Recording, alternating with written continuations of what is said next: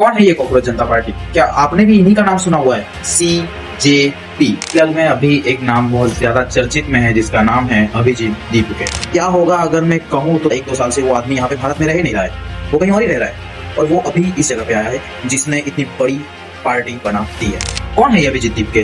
क्या ये कोई बहुत बड़ा पॉलिटिकल लीडर है या फिर कोई ऐसा आदमी जिसके हाथ में बहुत बड़ी सत्ता है? आप भी अगर नहीं जानते हैं कि ये CJP क्या है, कॉकरोच जनता पार्टी क्या है और इसके पीछे क्या कहानी है, तो मैं आज आपको ये चीज बताता हूँ। CJP यानी कि कॉकरोच जनता पार्टी, जिसके फाउंडर अभिजीत दीपके नाम से एक व्यक्ति हैं, और इतनी बड़ी पार्टी बनने के बाद आज 6 जून 2026 को भारत लौटे हैं। यह 30 साल के पॉलिटिकल कम्युनिकेशन स्ट्रेटेजिस्ट हैं, अर्थात राजनीतिक संदेश और सोशल मीडिया को संभालने वाले एक्सपर्ट। बेसिकली वो महाराष्ट्र औरंगाबाद से है और पुणे से उन्होंने अपनी जर्नलिज्म की हुई है। इसके बाद वह आगे की पढ़ाई करने के लिए अमेरिका चले गए। उन्होंने वहाँ की मशहूर यूनिवर्सिटी बोस्टन यूनिवर्सिटी में अपना पब्लिक रिलेशन के ऊपर मास्टर्स किया। इसके अलावा 2020 से 2023 के बीच में उन्होंने आम आदमी के सोशल मीडिया टीम के साथ भी काम किया हुआ। वह दिल्ली सरकार के शिक्षा विभाग में कम्युनिकेशन एडवाइजर भी रहे थे। आती है कॉकरोच जनता पार्टी की कि ये कैसे इतने निचले स्तर से ऊपरी स्तर तक आई। मई 2026 के एक सुप्रीम कोर्ट की सुनवाई के दौरान एक चीफ जस्टिस ने इस पर एक टिप्पणी की थी। There are youngsters like cockroaches.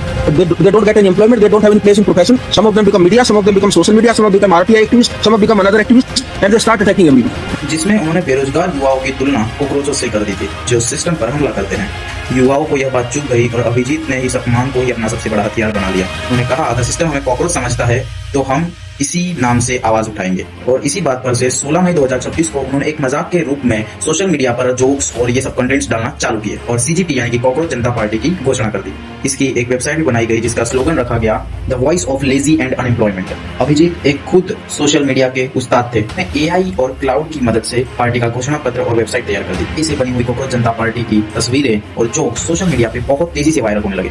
उन्होंने राजनीति के गंभीर मामलों को जोक्स एवं चुटकुलों की तरह पोस्ट किया और जब युवाओं ने इन सब चीजों को देखा तो उनको यह बात दिलचस्प लगी और उनके जीवन के साथ अटैच कर दी। युवाओं को जब लगा कि कोई उनके दिल की बात मजेदार तरीके से कह रहा है तो हर कोई इसका हिस्सा बनना चाहता था और यहीं पे एक फोमो क्रिएट हो गया। इसका अंदाजा आप इसी बात से लगा सकते हो कि लॉन्च होने के 78 घंटों के अंदर अंदर में इसके साथ 3 लाख से ऊपर लोग जुड़ गए। इंस्टाग्राम पर इनके 30 लाख यानी कि 3 मिलियन के आसपास फॉलोअर्स हो गए, तो बड़ी मुख्य धारा राजनीतिक पार्टियों से भी ज्यादा है।